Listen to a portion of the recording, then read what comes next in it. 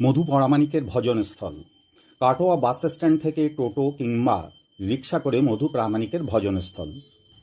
মন্দিরটি সাদামাটা। সম্পূর্ণ মন্দিরটি শ্বেত পাথরে বাঁধানো। মন্দিরে ঢুকেই প্রথমে রয়েছে নাট মন্দির, রয়েছে কাঠের তৈরি বসার জায়গা। সম্ভবত এখানে বসে প্রবচন দেন।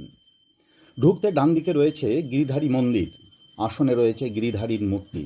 যখন গৌরাঙ্গ মহাপ্রভু সন্ন্যাস গ্রহণ করেছিলেন তখন মধু প্রামাণিক কেশ মুন্ডন করেছিলেন গৌরাঙ্গ মহাপ্রভুর।